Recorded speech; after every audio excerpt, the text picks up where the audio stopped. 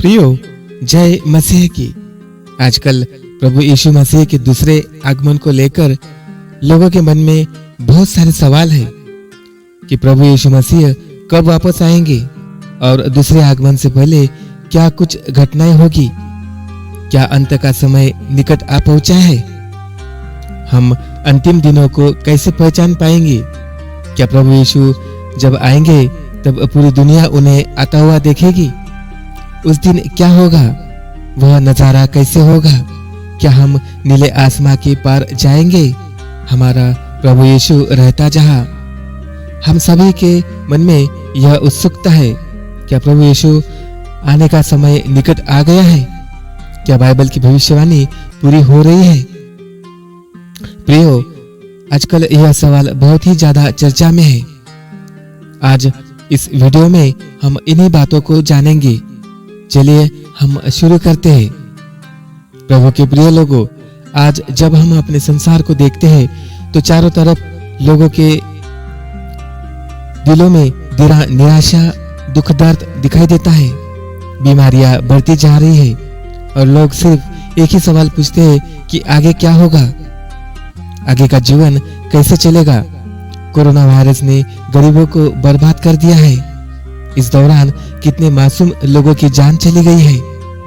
Global warming से मौसम बिल्कुल बिगड़ चुका है। क्राइम रेट बहुत ही ज्यादा हाई लेवल पर है और हवा भी बिल्कुल साफ नहीं है।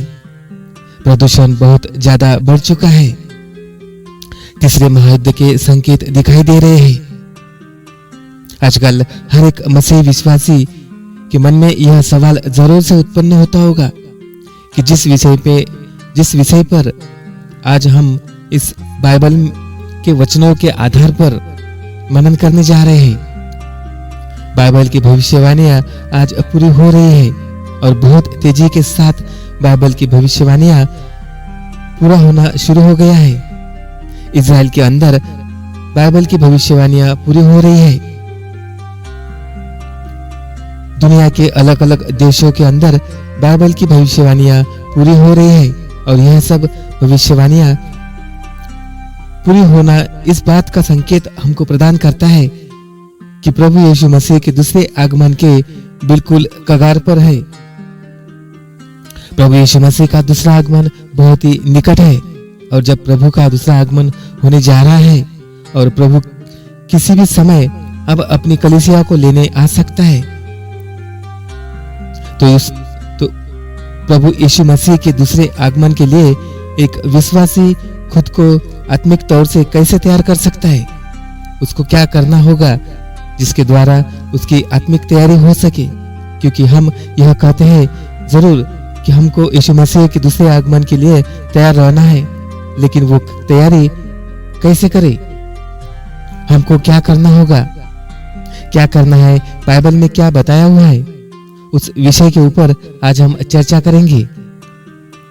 आज हम मनन करने जा रहे हैं, तो इस संदेश को जब आप पूरा अंत तक देखोगे, सुनोगे और समझोगे तो आपको सब समझ में आ जाएगा।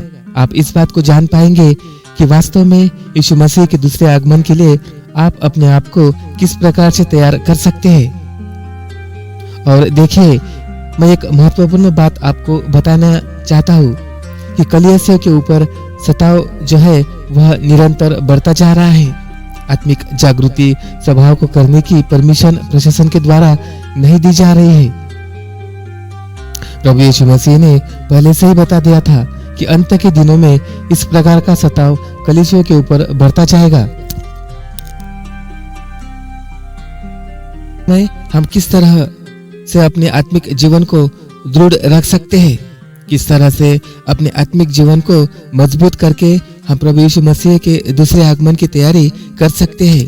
क्योंकि बाइबल की भविष्यवाणियां पूरी हो रही है और बाइबल की भविष्यवाणियों के विषय में प्रभु यीशु ने कहा था, जब यह बातें होने लगे तो सीधे होकर अपने सिर ऊपर को उठाना, क्योंकि तुम्हारा छुटकारा निकट होगा।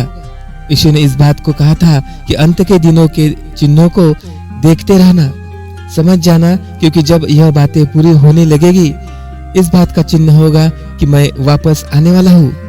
बाइबल बताती है कि अंत के दिनों में सताव बढ़ेगा।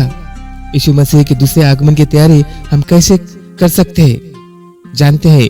इब्रानियों की पत्री उसका 10वां अध्याय 25 वचन, इसमें इस प्रकार लिखा है, एक दूसरे के साथ इकट्ठा होना ना छोड़ो, जैसे जैसे तुम प्रभु यीशु मसीह के दूसरे आगमन को निकट आते हुए देखो, तब एक दूसरे की आत्मिक संगति के अंदर तुम बढ़ते चले जाओ, ताकि तुम आत्मिक तौर से मजबूत हो सको। यहाँ पर यह बात बताई गई है कि यीशु मसीह के दूसरे आगमन की तैयारी के विषय में आप अपने घरों के अंदर आत्मिक संगति कर सकते हैं। आप अपने मित्रों के साथ, अपने रिश्तेदारों के साथ बैठ करके भजन गा सकते हैं। अपने घर में बाइबल को, प्रभु के वचन को पढ़ सकते हैं, उसको समझ सकते हैं। आपस में एक दूसरे से वचन को लेकर चर्चा कर सकते हैं और इसके लिए आप जितना हो सके एक दूसरे के साथ इकट्ठे हो। आप रोज शाम को इकट्ठे हो सकते हैं। आप हर सैटरडे संडे को इकट्ठा हो सकते हैं, ताकि आपकी स्पिरिचुअल फेलोशिप जो है वह बनी रह पाए। और इस तरह से आप जब चर्चा करेंगे तो यीशु मसीह के आने का समय हो गया, कैसे बाइबल की भविष्यवाणी पूरी हो रही है, जो आपने सीखा है वचन से वो आप एक दूसरे को सिखाए, जो दूसरों ने सिखाया है वो आपको सिखाए। और इस प्रकार से यह आत्मिक संगति आप बढ़ते चले जाए, क्योंकि इब्रानियों की पत्री में लिखा है कि जैसे जैसे तुम यीशु मसीह के दूसरे आगमन के दिन निकट आओगे, वैसे वैसे ही यह सताव और भी बढ़ता जाएगा और आपको आत्मिक उन्नति में और संगति में बढ़ते जाना है।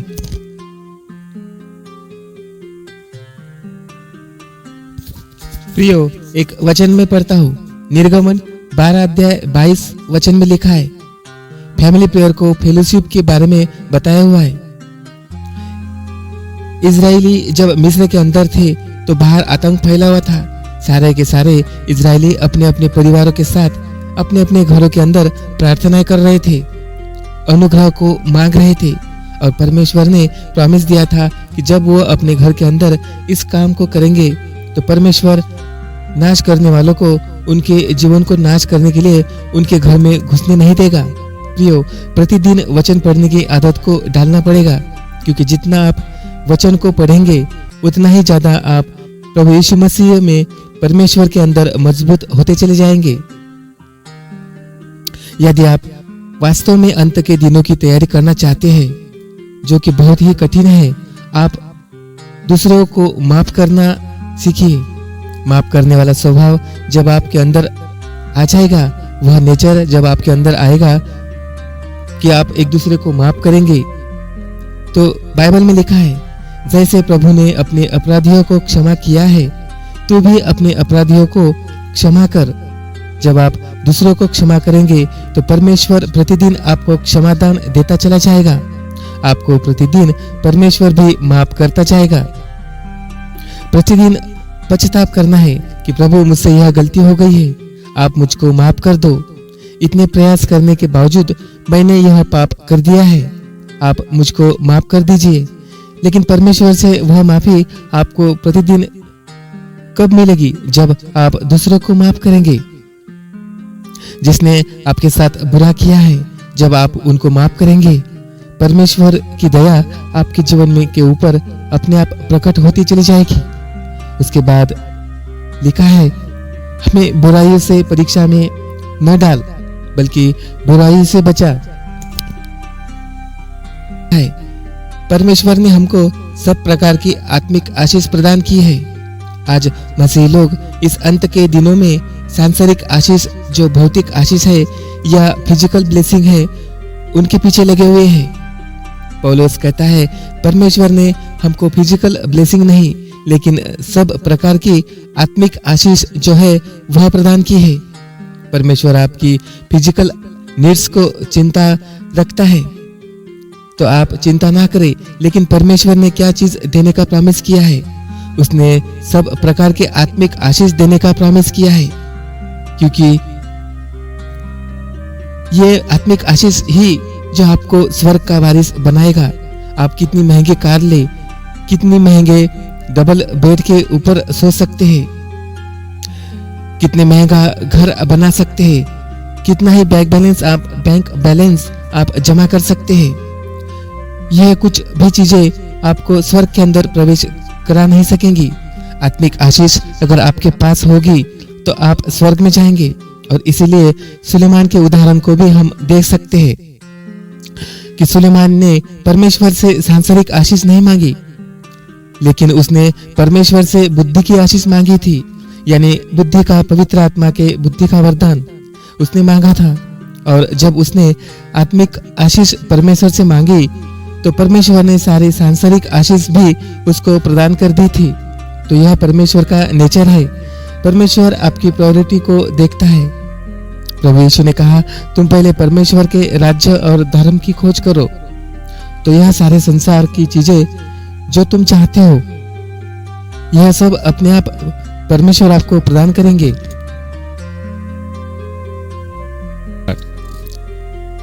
कलीसियों की पत्री 3 अध्याय वचन 2 में लिखा है, पृथ्वी पर नहीं लेकिन स्वर्ग पर की वस्तुओं के ऊपर मन लगाओ।